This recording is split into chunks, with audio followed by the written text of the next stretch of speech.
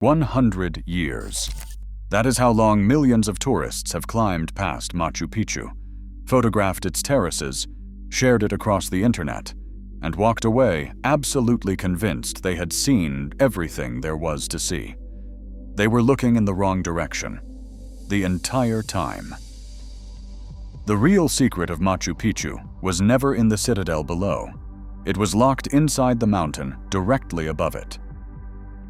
In February 2026, a team of Peruvian archaeologists did something nobody had ever attempted at this site. They inserted endoscopic cameras into the ancient stone masonry of a cave carved into that peak. The same cameras, the same method, the same principle scan pyramids used when they discovered hidden chambers inside the Great Pyramid of Giza. If you watched our video on the Khufu and Menkaure scans, you already know what happens when these cameras go where human eyes have never been. What they captured inside that mountain changes the story of Machu Picchu from the ground up. The structure appears to be a royal necropolis for Inca elite.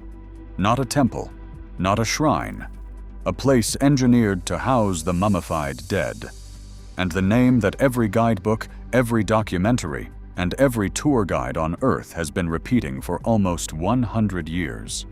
The lead archaeologist confirmed on the record in March 2026 that it was completely invented. It has zero basis in archaeology.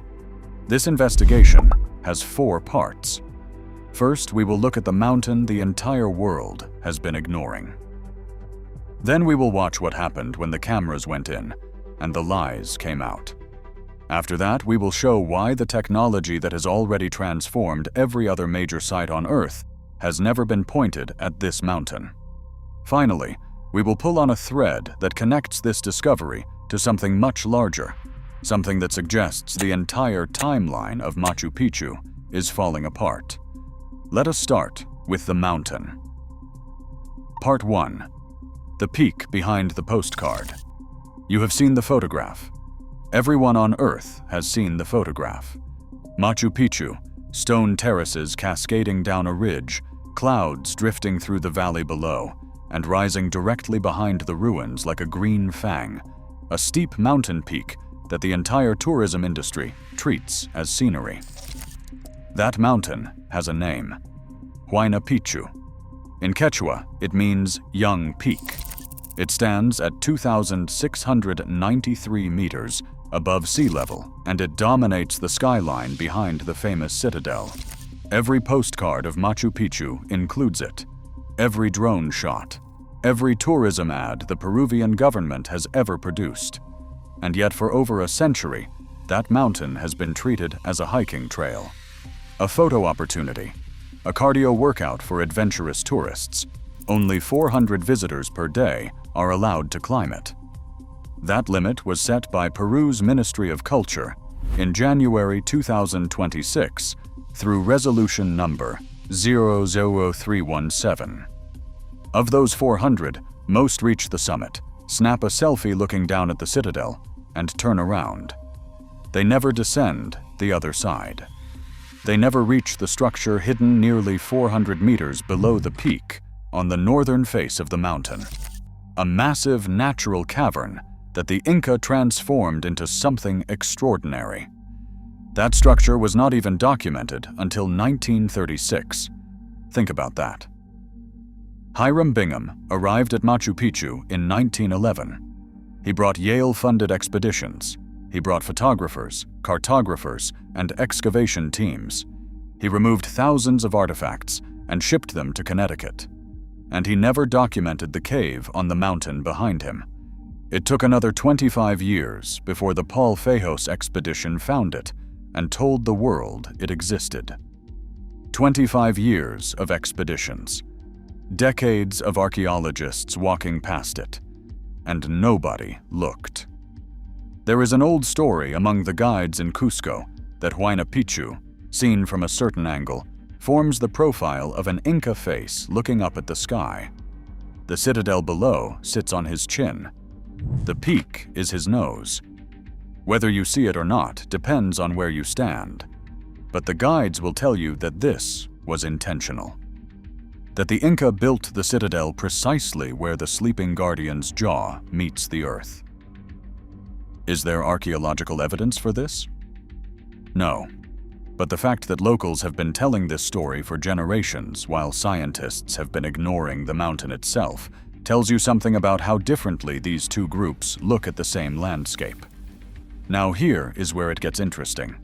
Researchers Brian Bauer and Donato Amado Gonzalez published a study in the journal Huayna Picchu in 2021 that made a claim the tourism industry has completely ignored. They argued that the entire site was originally called Huayna Picchu, not Machu Picchu. Huayna Picchu. The mountain was the name. The citadel below was secondary. If you watched our third Machu Picchu video, you already know this. The name everyone uses for the most famous ruins in South America is almost certainly wrong. And now the same pattern is about to repeat itself with the structure inside the mountain. Because the name everyone uses for that structure is also wrong. Part 2. The cameras go in. The name comes off. Every guidebook on Earth calls it the Temple of the Moon. Every travel blog, every tour guide standing at the entrance to the cave tells tourists to look up when the moonlight comes through. It is one of the most romantic names in South American archaeology. It sounds ancient. It sounds sacred. It sounds real. It is none of those things. In March 2026, lead archaeologist Rolando Pizarro Silva told reporters from Infobae Peru something that should have made international headlines. The name Temple of the Moon has absolutely no archaeological basis, no Inca source, no colonial chronicle, no ethno-historical record of any kind. Foreign visitors noticed moonlight hitting the cave walls during certain phases of the lunar cycle and decided the name sounded good. And that was it. A tourist invention from the 20th century became an accepted archaeological designation for 90 years. Nobody questioned it. Nobody checked. So if it was not a moon temple, what was it? Pizarro Silva and his colleague Jacqueline Ortiz had been working on that question since the Peruvian Ministry of Culture authorized a 3-phase investigation at the site. Phase 1 involved archaeological prospecting. Phase 2 meant controlled excavation. Phase 3 was the part that changes everything: endoscopy.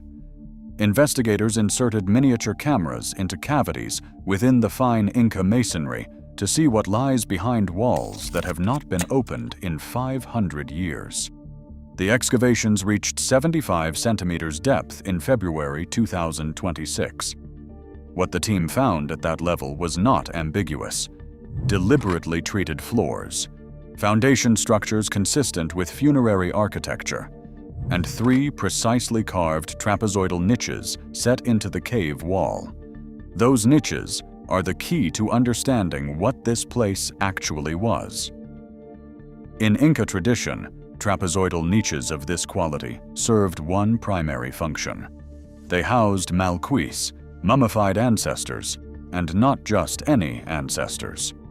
Pizarro Silva said that by the quality of the architecture in this sector, we would not be talking about a tomb for a normal person, but for an elite personage of the Inca era. Now, the Inca relationship with their dead was unlike anything in the Western world. This is where the story gets genuinely unsettling for a modern audience. Malquis were not buried and forgotten. They were considered still alive. They retained their property, their land holdings, their servants. They retained their political influence and were consulted on matters of governance. Families brought them food every day. They brought them chicha, the fermented corn drink that was central to Inca ceremony. During major festivals in Cusco, mummified rulers were carried through the streets on golden litters, seated upright, dressed in the finest textiles the empire could produce. Attendants fanned flies away from them. Priests spoke to them and interpreted their answers for the crowd. The living and the dead governed together. This was not some fringe practice.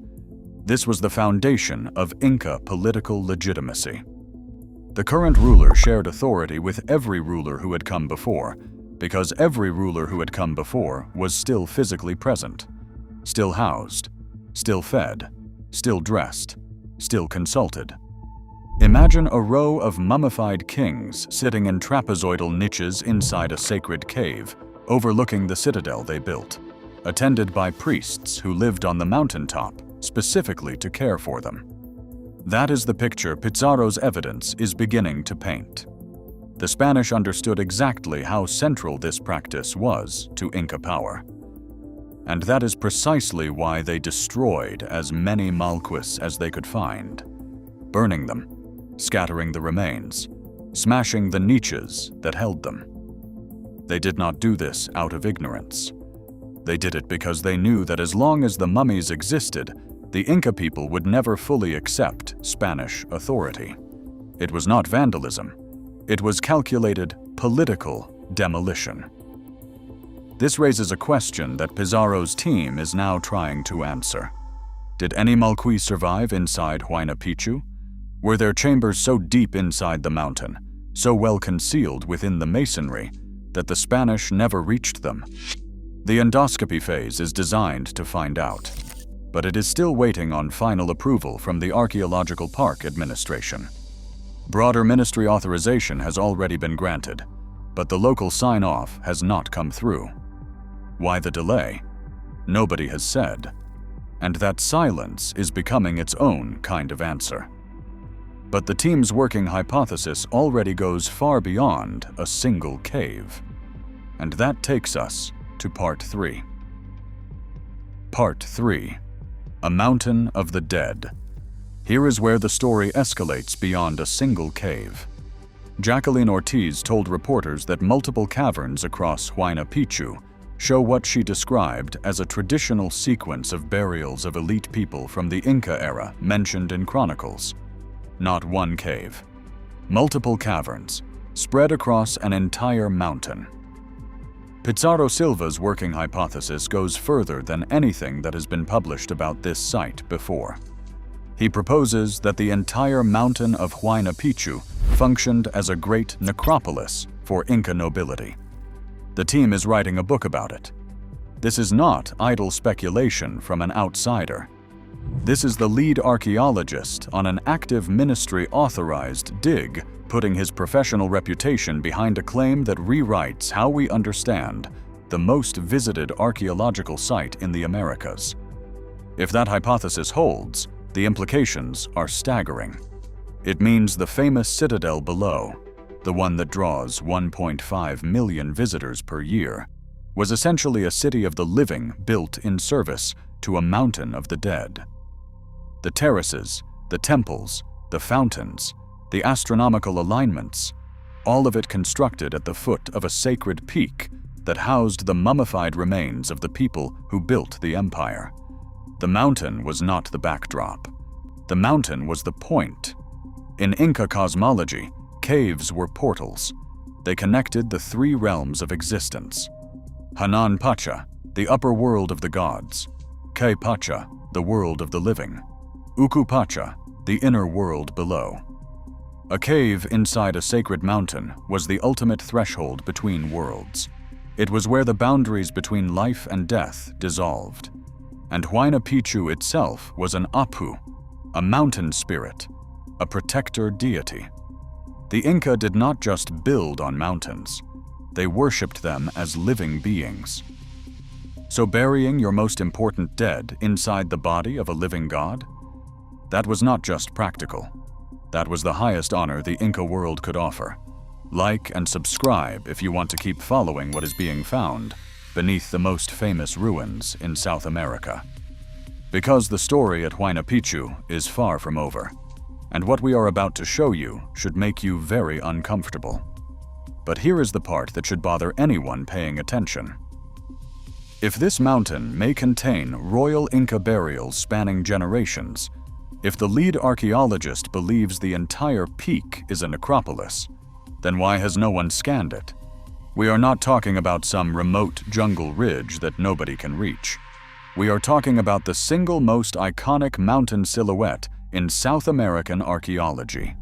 It appears in every photograph of Machu Picchu ever taken. Tourists climb it every single day. And in 2026, exactly 0 ground-penetrating radar surveys have been conducted there. 0 LiDAR scans of the mountain's interior features. 0 muon tomography. Nothing.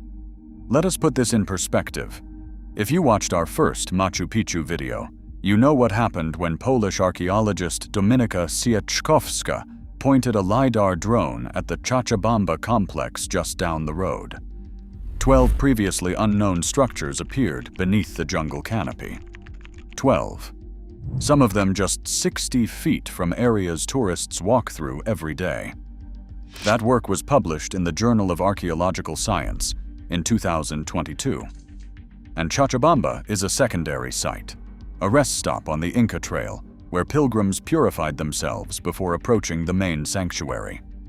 If a rest stop yielded 12 hidden structures, what would the sacred mountain itself reveal? If you watched our video on the Scan Pyramids project, you know what happened when the same type of technology was pointed at the Great Pyramid. Hidden chambers, voids, corridors that had been sealed for 4,500 years. The Scan Pyramids team used muon tomography, a technique that detects density differences inside solid stone by measuring cosmic ray particles passing through the structure. It is non-invasive. It causes 0 damage, and it has never been attempted at any Inca site anywhere in the world. Not once.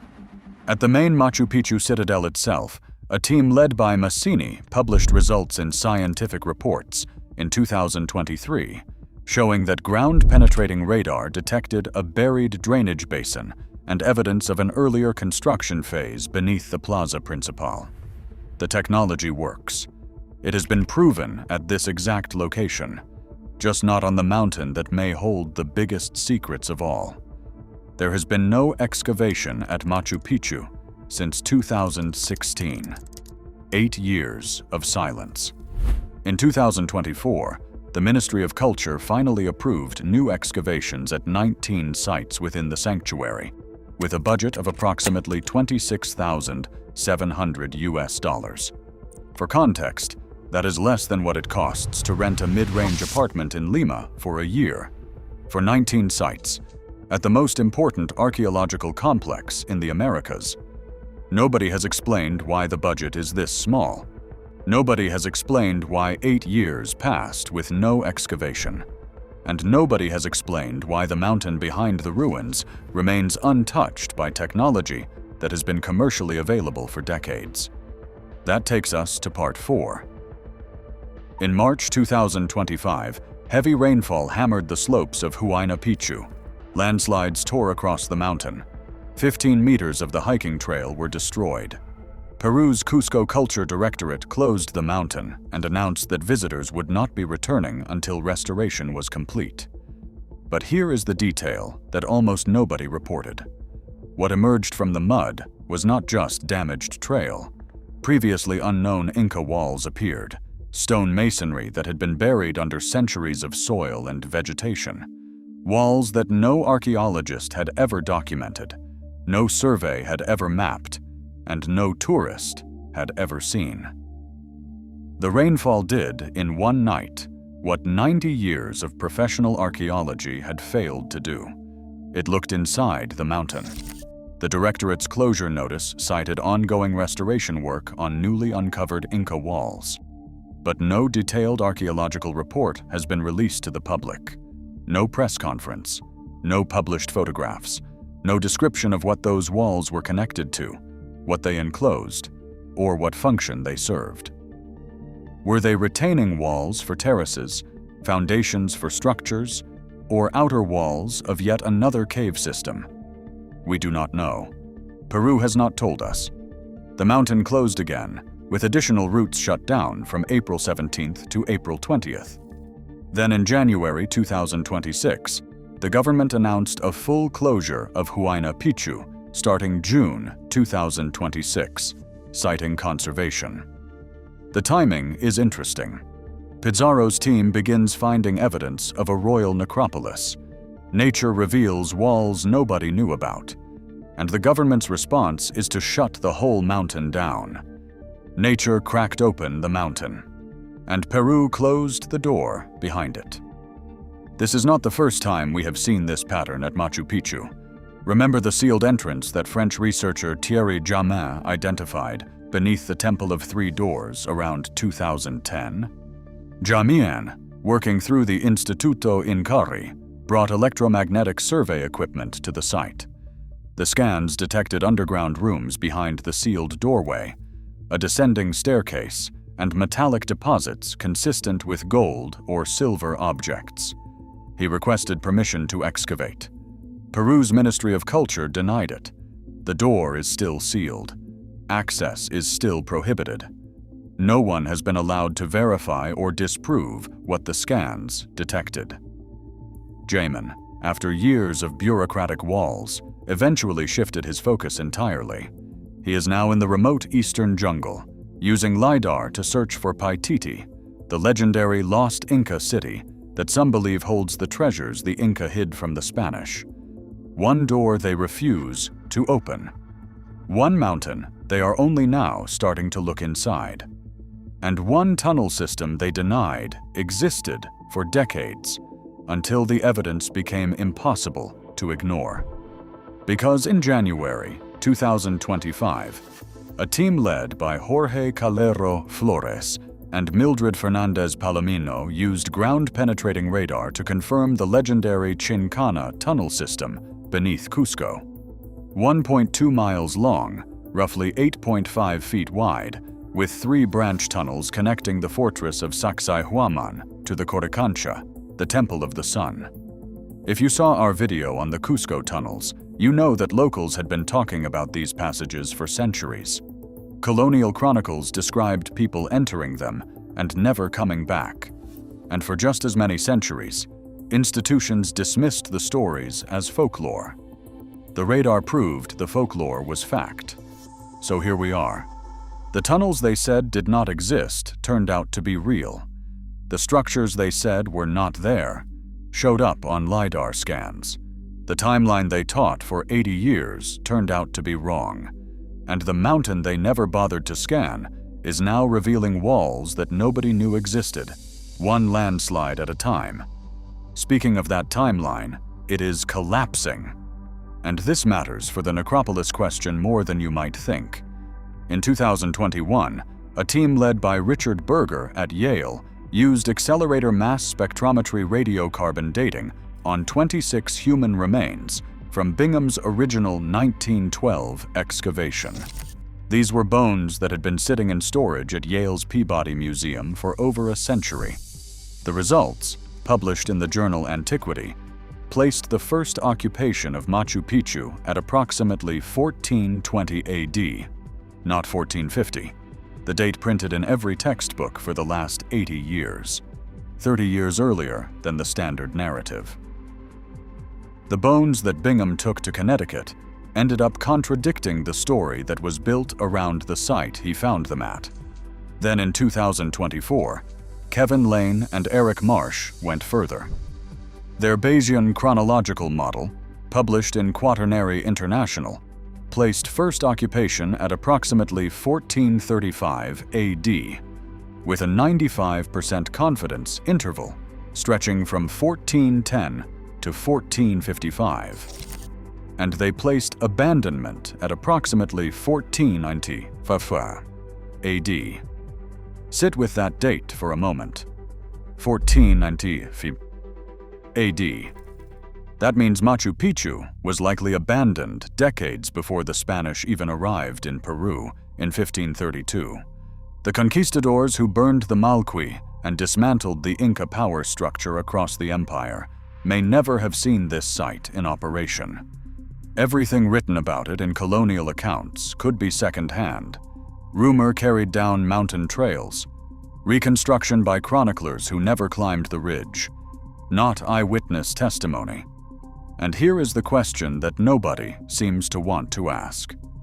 If Machu Picchu was abandoned by 1495 AD, what happened to the dead? If Huayna Picchu really was a royal necropolis, were the Malquis removed when the living departed? Or were they left behind in their niches, sealed inside the mountain, waiting for caretakers who never returned? The traditional chronology, built on John Rowe's 1945 framework, is falling apart under the weight of actual laboratory evidence.